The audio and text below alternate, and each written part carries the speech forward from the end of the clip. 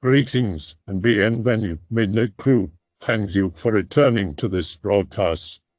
And welcome to new viewers joining us for the first time. If you like a video, then feel free to subscribe. In this thread, we reveal our first paranormal experiences. When I was about 6 or 7, I was at my grandparents' house. I was upstairs in the attic, which doubled as a room for my brother and I. We had bunk beds, and I was lying in the top bunk and had just woken up. I could hear my brother sleeping underneath me in the bottom bunk, but the room was uncomfortably cold, and it felt like someone was next to me. I turned onto my side and opened my eyes, and to my absolute horror, saw a face staring back at me, as clear as my own. For a moment, I thought maybe my brother had slipped a mirror over the side of the bed or something, but before my eyes, the face slowly faded into nothingness, and I could see the wood frame of the bed come into focus. Brinks were shat. Afterwards, when I could actually find the courage to blink, move, or speak, I woke up my brother and asked him if he had ever seen anything weird in the room, the house, or anything else. He said he hadn't. After that point, I stopped spending weekends at my grandparents' house and pretty much refused to even go into that room again. Come on, /X/. Let's see what you got. My first experience is still continuing to this day. To begin where it started, however, it was maybe 7 or 8 years ago. I was about 14 years old. What happened was simple enough, however, as this behavior continued. I realized maybe that it was not such a freak incident. I was in my bed listening to my stereo and reading a book.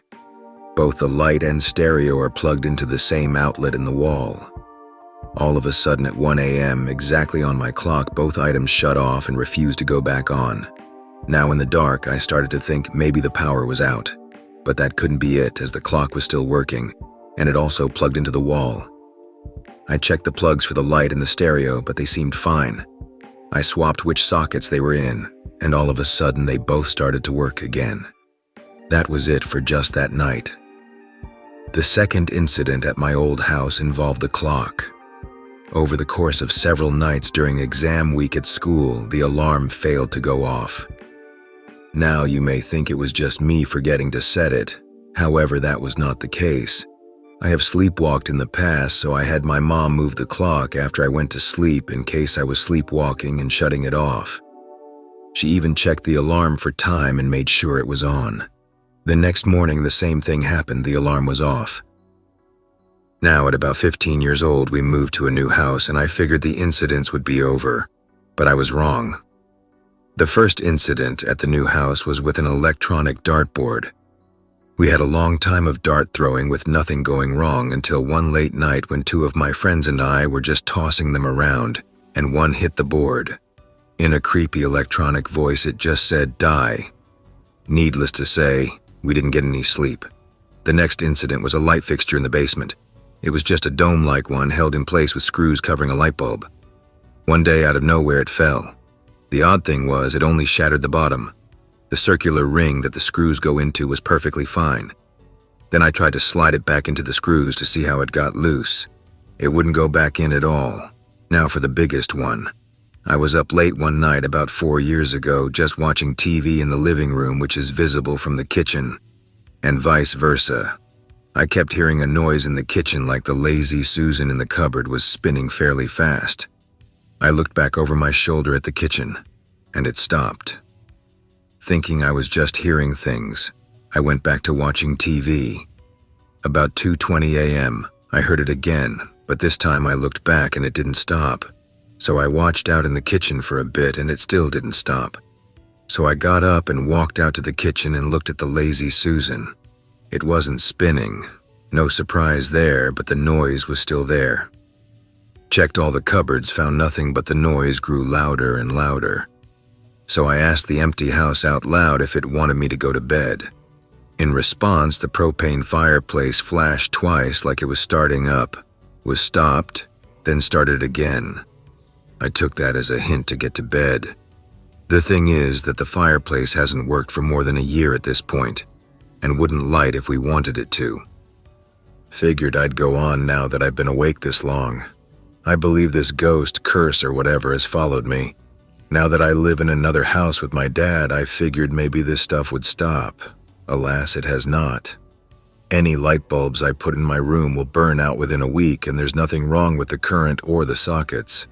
Worst of all, my computer will turn on all by itself. Now, figuring that the computer could just have a short circuit, I took it in to be examined and I told them the problem. They said they'd check it out. No sooner had I handed him the computer than it turned on. The thing wasn't even plugged in, and at this point the guy there freaks and says nothing he can do. All it will do is boot to my login screen and stop, like the ghost doesn't know the password or can't continue for some reason. Last thing is the odd shadows that appear in the room and the chilling presence at odd times of night. Odd human-shaped shadows appear with only me in the room. It's usually accompanied with my chest tightening and a chill all over my body. If I talk to them, they vanish, but if I don't, they just stand there watching me. Easier to share with anonymouses, I guess, but the only people who know about this stuff are my friends that heard the dartboard with me. I loathe to call it paranormal, but the only experience I have had that could qualify is the experience I had at a local eating establishment. This occurred several years ago. It was either the night of homecoming or prom, and I was taking my then-girlfriend to said eating establishment for the typical before-prom meal. It's a nice place normally, but that night it was quite packed. We get a small two-top in the back and order our meal. After ordering, I started feeling very uncomfortable. The feeling was like a weight being placed on my neck. My shoulders slowly became numb as the weight felt like it increased. I grew snapish and agitated with each passing moment. I started sweating. Finally, I had enough and I quickly said I was going out for a smoke. I practically ran outside. After I had calmed down, I returned and the rest of the evening was uneventful. Now, a few things about me. I do smoke, but I rarely fiend. I had smoked before we had arrived at the restaurant, so I was not jonesing for a smoke. Also, I do have an acute anxiety disorder, but it is only triggered when speaking in front of crowds. It never triggers in a crowd. I also don't suffer from the same symptoms when I am having a panic attack. They are totally different. Also, at that time, I had not developed the disorder. That being said, we were swapping ghost stories in class a few months down the road. I tell that same story. A friend says, "Oh yeah, that place is haunted." He proceeds to explain that a well-liked patron died there. His ghost supposedly haunts the location. The reason he knew this was the fact that his stepmother had applied for a job there and was hired on the spot. The next night, when she started her first shift, a plate flew out into the middle of the floor and shattered. She was then told why she was hired so quickly and what to expect. My first two were when I was 11. I was at my friend's house keeping him and his sister company while their parents were out because his sister was too afraid to sleep. We were just talking about stuff in his living room when we heard what we thought was a huge vase shattering upstairs. His sister shit bricks, and we were kind of panicking because we thought somebody broke in, so we got knives from his kitchen and sat on the couch with his sister scared as hell. Eventually, we went upstairs and checked everything, but nothing was out of place or broken. The second time was when I stayed at my friend's house out in the country. His parents were gone for the weekend, so me and our other two friends stayed the night. We were all right. Nothing out of the ordinary. We were talking about random things, trying to get a lava lamp to work, riding go-karts and mini bikes, etc. But when we went to sleep, we heard the door open and close. We looked, nothing there, so we started playing GoldenEye since we weren't really tired. We heard it again, checked it out, and there was nothing. We went to sleep without incident. The next day we did the same thing, but when night came it was different. His sister was home and the atmosphere was different. Not that she was creepy or anything, but it felt colder and like we were being watched.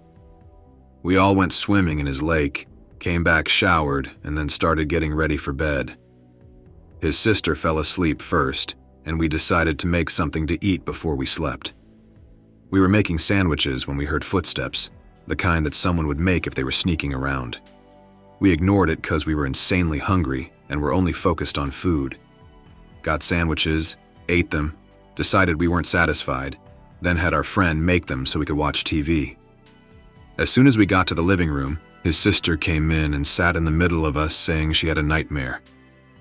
So I said, "I'll stay with you until you fall asleep." So I went into her room and noticed it was really cold, almost below freezing. Literally.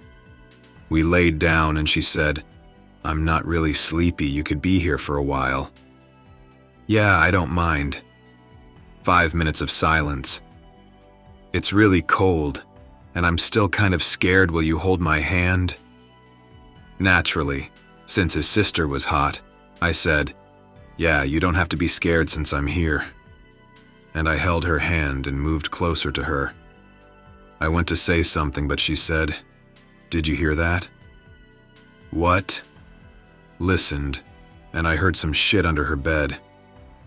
I thought it was because my friend was pissed about me hitting on his sister, so I turned on the light and looked under. Nobody was there. I went to the living room and he was pissed, but eating my sandwich, I heard a girly scream. We all got up and ran to her room and saw her bed shaking. We were all shitting bricks at this point, but then the closet door flew open so violently it got knocked off the tracks. We ran to the living room, turned on all the lights, and barricaded ourselves into a corner. Didn't sleep that night, and when we went into the room in the morning, her sheets and pillows were everywhere, and her mirror was broken. The only thing that ever scared me was when I was awakened by what must have been all the dogs in my neighborhood barking angrily. They sounded as if they were in a group and moving as a group, like they were chasing something. But they weren't moving very fast, so the image that sprang to mind after a bit, this went on for almost the whole length of my street, was them trying to intimidate and drive away something much bigger and tougher that was paying them little mind, strolling through our yards. My own dog was barking in our fenced-in backyard. They passed by my house and up the street. Finally, when I was beginning to get really, really scared, something roared. I've not heard a sound like it before or since, and I can't describe it, except to say that it was loud, terse, and sounded, more than anything, annoyed. It was obviously meant to mean, "Shut up." All the dogs instantly went quiet. I heard a few of them retreat through my yard, right past my window, not even whimpering. This may give you an idea of how much I loved my dog, because I quickly ran outside, pulled her out of her house, where she was cowering, terrified, and threw her inside. Now, this next part is what has stuck with me even more than that roar. At the end of our street was a field with horses. The horses started screaming in terror while I was outside collecting my dog. Have you ever heard a horse scream? It is one of the most awful sounds you will ever hear. None of the horses were attacked, but the owner later told my father they were spooked for days afterward. In downtown Victoria, British Columbia, if you drive along the edge of the city harbor long enough, you eventually come to a road that takes you right along the edge of the lower island. When I was younger, I used to walk this road all the time to get out to the breakwater, a long, unrailed column of cement that extends out off the shore for about 6 blocks into the foam to stop large waves from entering the local marinas. The breakwater rises about 12 feet out of the water at high tide and has around a 6-foot span of flat ground across the top so that 2 people can easily walk abreast with some room to spare. It's a popular place for scuba divers in the summer during the day, and at night it's pretty grand to walk all the way out to the small ship beacon at the end. You know, have a smoke and check out the lights of Seattle. Maybe jot down some inspiring graffiti on the pillar of the beacon while watching the ocean. The latter was exactly what I'd intended to do when I hopped the fence one night alone and headed out onto the windswept road. Interestingly, there was no one out there already that night. Kind of surprising considering it was mild, and the breeze that was blowing in off the water wasn't very strong. But I'd made the walk a dozen times before, so I picked up the pace and jogged along. Another minute into the walk, and the wind was coming so hard that I had to slow down or risk being knocked off balance. With no railings, this was the last thing I was looking for, so I dropped my gait to a brisk walk and turned my attention to my feet. A bit of spray was coming over the sides from the waves by now, and I knew from experience there were slippery sections of the wall that you had to be careful about if it was wet. I was still about 3 minutes to the area with the beacon and still had seen no other people by this point. I hadn't had my head down for more than 10 seconds when I felt the tingling chill of my eyes on me. I looked up, and about 10 feet in front of me, standing with his back turned, was what appeared to be a teenager, around 6 feet tall, wearing jeans and a track jacket of some kind. I stopped where I was, wondering where the hell he'd come from. I was still a good few minutes' walk from the end, and there was no way someone could have run on me that fast. On the less windy side, down about 7 feet, was a small maintenance walkway that led out most of the length of the wall, but that ended long before you reached the beacon. So unless you wanted to try to pull yourself up onto the top of the wall, it was a better idea to just hop the fence, like I had to get out to the end. Thinking maybe he'd just chosen to do things the hard way, I walked a few more steps and called out, "Hey man, nice night tonight." At this, the kid began to turn around, and as soon as he moved, the wind blew up violently enough to physically knock me a few inches to the right. On instinct, I crouched over and threw my arm up to protect my face, but past it, I caught just a glimpse of his eyes. They shone green amber in the dark, just like an animal's. I didn't have time to say anything more, before the next gust of wind cut into me like a battering ram, and I had to go down to my knees and tuck my head under just to keep my footing. I had to remain crouched for about 10 seconds until it blew over, and when I snapped my head up to look, there was no one in front of me. The teenager was gone as if he'd never been there. I ran up to where he'd been and looked over. The maintenance path had already ended about 20 feet back. I was staring at waves and rocks, no one struggling in the water below. I shouted into the darkness, but the only answer I got was another buffet of wind, as strong as the first, knocking me back again. In my gut, I knew exactly what had happened, and I turned around right then and there and walked back as fast as I could, looking over my shoulder every now and again, and looking over the sides every 100 feet to make sure I hadn't actually left a person behind. Only when I jumped the fence did I finally break into a run. I've been back half a dozen times since, but not since that night have I experienced anything similar. Not my first, but my creepiest. One night I was asleep in my bed and had been asleep for a few hours by this time. Yet something was causing me to wake up, and I soon realized that the sound waking me up was someone saying my name. It had started as a whisper and then became like a demand. Now I slept with a heat lamp turned on in my room because I had reptiles. Therefore, I can see things in my room pretty well. So as my eyes focus, I see this tall black figure standing across from my bed on the other side of the wall. I thought it had to be a shadow at first, so I closed my eyes and lay back down, but my name was called again, coming from the direction of the figure. This time I'm scared shitless. I move the covers from my view to look again, and it's still there, but this time it starts getting closer. I just pulled the covers over my head and curled into a ball. I didn't get back to sleep that night, but that's not the end. 2 months later, my friend stayed the night, and she slept on the floor next to my bed. Well, the next morning, I wake up and she's in the fetal position under her sleeping bag and mumbling to herself. I ask her what's wrong, and she looks up at me, still scared, and tells me about how she woke up during the night to see what looked like a man standing over her and leaning over close to my face. The scary thing about this was that I hadn't told anyone about my first sighting of this man. Well, we moved out of that house about 5 years ago. I came back to visit another friend that lived nearby and asked her about the people that had moved in after us. She mentioned something about a really annoying kid that had taken the room which I had stayed in. Then she told me about the kid coming up to her one time and telling her about seeing a shadowed man in his room during the night. That was just one of my experiences. When I was a kid, elementary school aged, my family lived out in the sticks. It was great most of the time as we had about 120 acres of mostly wooded land, as well as a pond with a stream that ran into it. I'd build a new treehouse almost every summer with friends and spend a fair amount of time camping out in the trees, running around and getting lost, trying to catch a deer and so on. It was really great to play laser tag in, and often we'd play at night with glow sticks attached to our jackets. I was never really afraid of the dark, as at night there was hardly ever light. We lived a few miles and on the other side of a big hill away from the city. Dark was just part of growing up. There wasn't anything out in it except raccoons, until 6th grade. I've never forgotten what happened that night. I don't think I ever will, nor will this fear of the dark leave me. I used to wake up all the time at night, stumble over Legos and Transformers to the door that led down the hall. After fetching a glass of water or taking a piss, I'd go back to bed.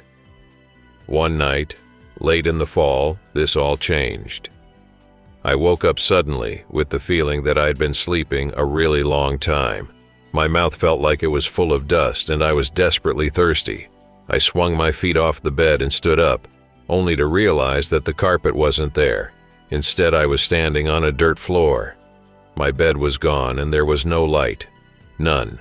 Not even the moon coming in from the window, which of course was no longer visible. My mind raced as it tried to come up with some kind of explanation. I thought at first maybe I had sleepwalked out into the forest and fallen asleep. This would explain the dirt, but not the deep, impenetrable blackness that surrounded me. I took a few steps in the direction of where the door should have been, only to trip over something. I fell, knocking the wind out of me. I felt around behind me but couldn't find anything that would have tripped me, just more warm, damp earth. Scrambling to my feet, I stumbled my way into the dark, thinking that I'll find my wall and turn on the lights. But there was no wall. There was nothing. By now my heart was racing, and I thought I was losing my mind. How could this be? I fell asleep after watching the Charlie Brown Halloween special. In my bed, in my room, inside, where did all this dirt come from? And why was it so warm? Nothing made sense.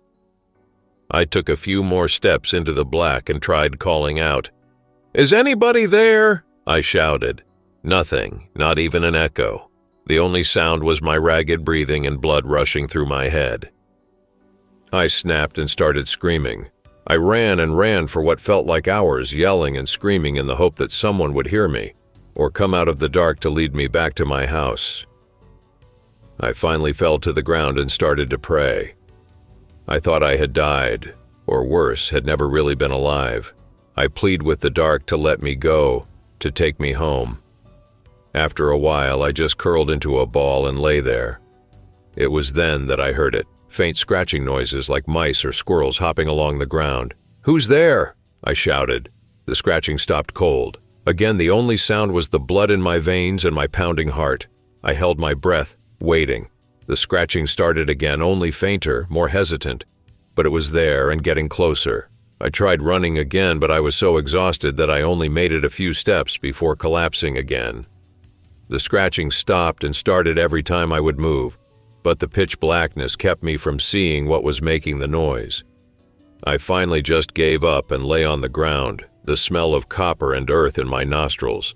The scratching continued, and finally I passed out, either from exhaustion or fear, I don't know which. Then, almost as if it had never happened, my mom was shouting for me to wake up and get ready for school. Thank God it was only a dream, I thought, until looking at my hands and feet blackened with earth and dust, rubbed raw from running through the dark.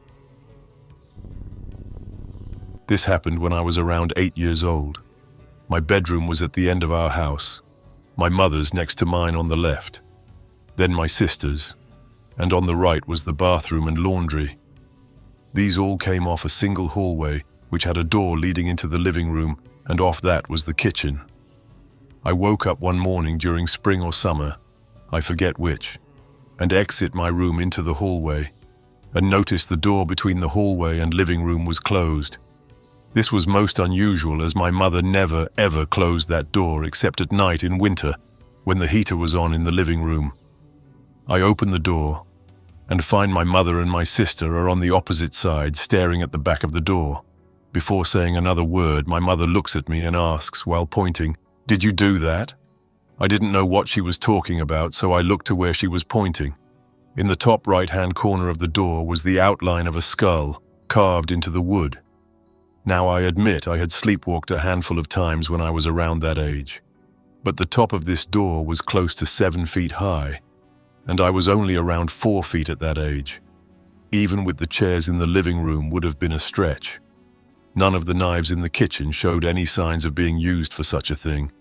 But the strangest thing, the carving appeared old, aged, like it had been there for years. Trust me when I say my mother dusted even the top of doors. It's not something she wouldn't have noticed.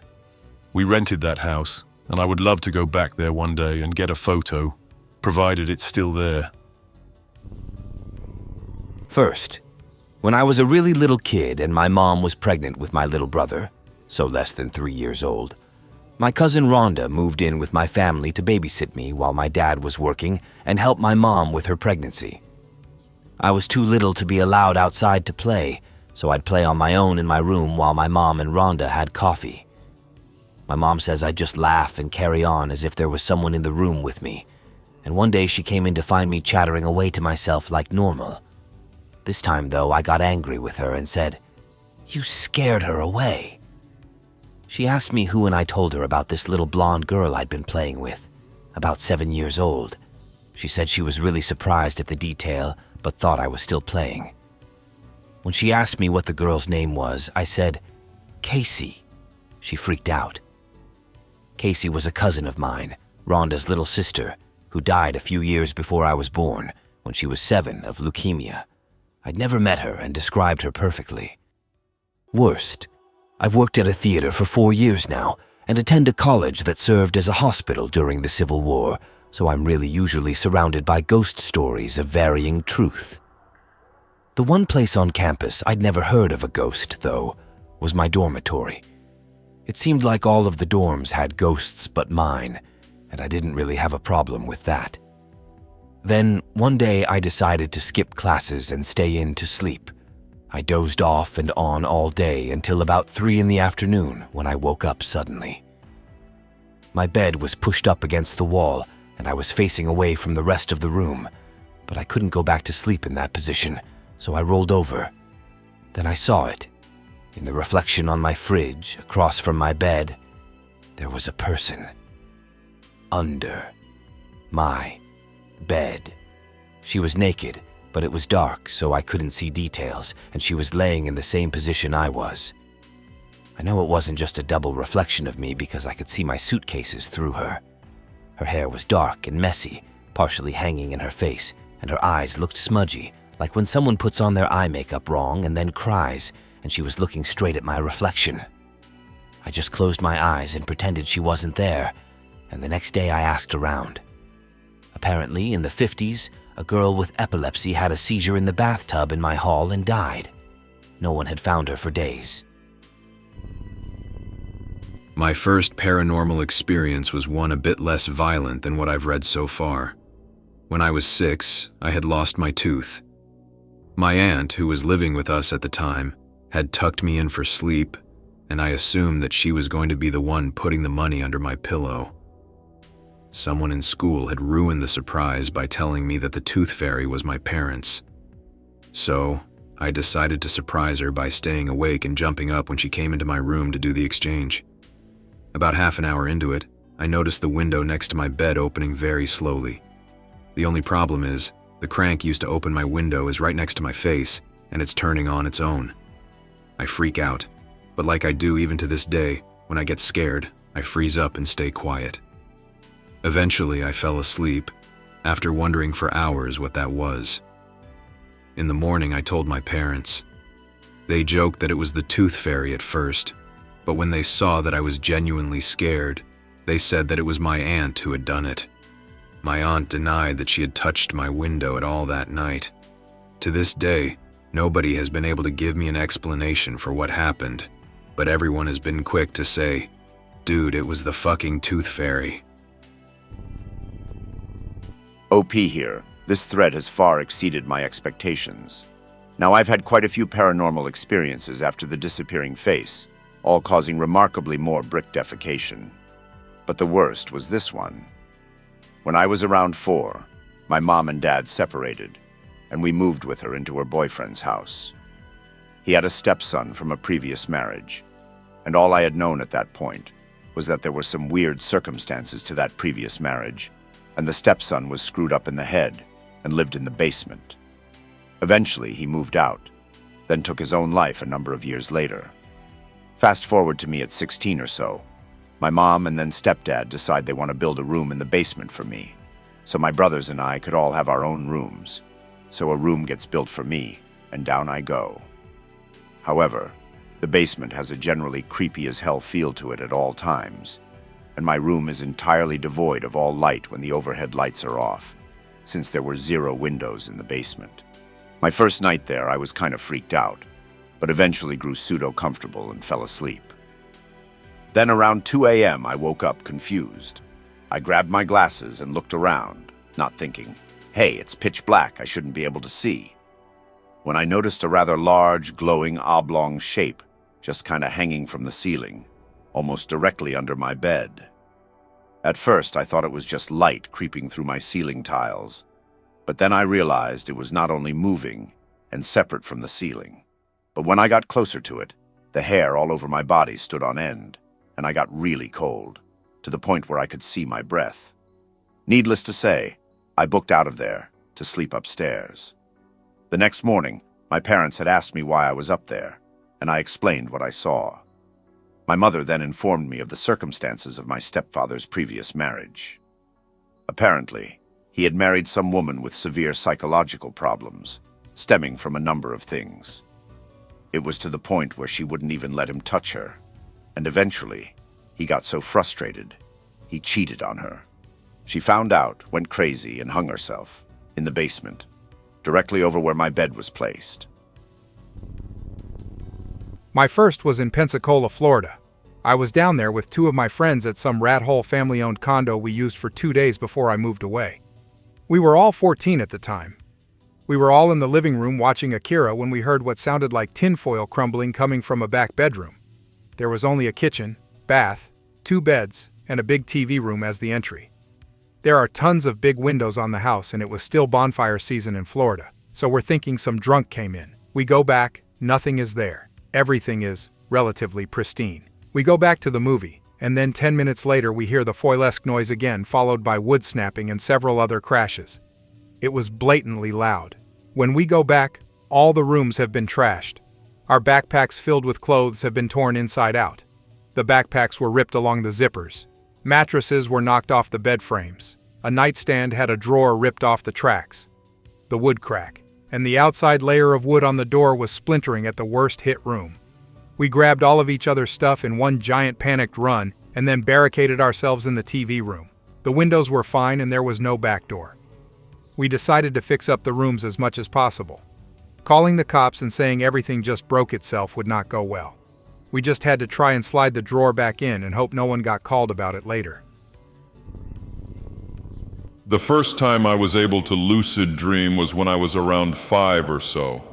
The nightmare that I'd had was intense. I was standing at the bottom of the small hill that made up our backyard. It was cut in half by a fence erected at the property line on all sides. Most of our section of yard was a steep rock slope which over the years had grown a thick, cushy covering of moss. At the top of this rock to the right of the yard was a maple tree, which in the late summer season had begun shedding its leaves. For some reason there was already a pile of them in the dream, but I don't know the significance of this. Beyond the tree and the rock area, extending to the fence and laying on a steep angle, was a dirt path around the rock that led up to the top of the hill area. The path was only about 2 feet wide at the top and 4 feet at the bottom side.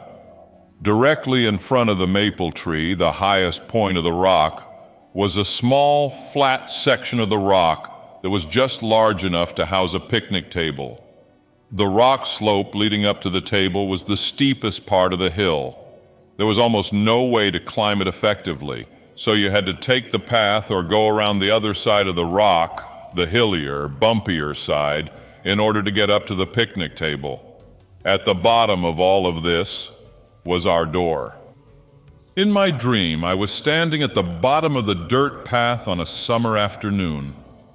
My mother and brother were at the picnic table area laughing and talking to each other when I happened to look up toward the leaf pile. Just beyond the pile, slinking slowly behind a tree, was the largest, darkest wolf I have ever seen in my mind's eye. It was gaunt and starved, but it had the look of a thick mane about its neck and arched back, its eyes a green-amber brightness that sickened me with horror to look into. It stared at me for a moment, then bared long, razor-like fangs in a horrible, knowing grin, and started around the tree toward my family. I was rooted to the spot in horror, unable to move to stop it, while my screams of warning fell on two sets of deaf ears. It was almost on them when I tore myself back to reality, still screaming for my mother. My mother came, and after an hour of being unable to get me to tell her what had happened, I was simply too scared to speak, reimagining the malevolent delight of the creature whenever I tried to explain. She calmly told me to imagine what I wanted to happen in the dream, go back to that dream, and change it to the way I wanted. I banished the creature from my mind that very night, but in doing so, that wolf has never entered my dreams again, but I wish I could say that it has never entered my life. I can always feel it waiting for its chance just beyond my reach, just hoping for a moment of weakness. At around age 10, I affectionately dubbed it my Demonwolf. I had no idea then just how accurate my young mind had been. All right. Let me begin by saying that what I have to write next is by far not my only encounter with my Demonwolf in the years to come. Only the most dangerous one I've had to date. I'll begin by making a few things clear. It was summer again, and by this time I was 17 years old. My friends and I had recently gotten into going to SCA events, for those not in the know, a historical reenactment society that puts on wars, tournaments, etc. Officially the Society for Creative Anachronism. Wars are a giant excuse to dress up in medieval clothes and armor, bash the shit out of each other, drink until you can't walk, until you pass out, preferably in that order. It was July in an event in the interior of British Columbia when we attended an event called the Clinton War. It's hosted on a site in the middle of the blasted desert, basically. About 10 miles from town, and it's privately owned, so it has a few standing structures, namely a castle mock-up, a shack that serves as a tavern, and a row of latrines. That year, the event attracted around 600 people and was hot as blazes. I'd been imbibing a little already on the second night of the 4-day affair. Having been invited to the tavern at around midnight, I'd made my way through the main square, and along the way, as is custom, had taken a few drinks from those eager to share their personal homebrews, meads and the like. I was nowhere near drunk, though a great many were already liberally smashed, and it was on the path between the latrines and the tavern, usually a well-traversed circuit, that I spotted a man weaving about so drunkenly that he seemed as if face might meet earth in the next few seconds if he wasn't helped. Glancing about for his friends, I was a little surprised to find that he and I were completely alone, but nevertheless I wandered up to him and inquired, "Hey man, are you all right?" He raised his head up at me, and in a split second I could tell something was vastly wrong about him. His eyes were dull and uncomprehending, but not at all drunk, and he was expressionless for half a second before they cleared to something I, to this day, can only describe as not human. In a second, he had grabbed a hold of my collar at the shoulder, with entirely too much strength and accuracy for someone that looked as drunk as he had, and glancing down, I realized with dismay that the other hand was holding the hilt of a long eating dagger. At these events, live steel is worn openly, and nearly everyone has a knife or dagger of some sort for use in carving meat during feasts.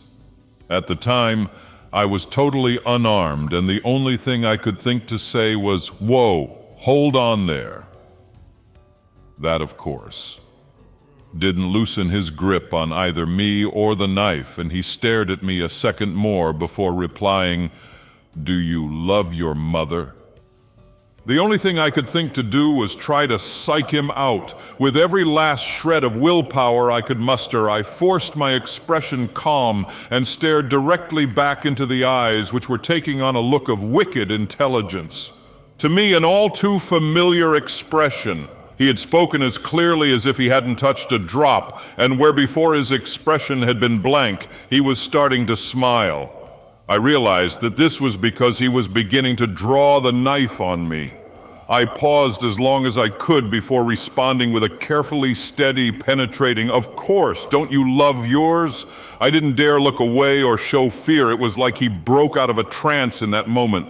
His expression fell instantly back into what a normal drunken person should look like, and he tossed the knife away and leaned on my shoulder, wringing his hand and repeating, oh shit, I'm sorry, man, so sorry." To which I just sort of patted his shoulder back, going, "Yeah, I know, you're okay." I was expecting it to be done with. It was what he said next that made my hair really stand up.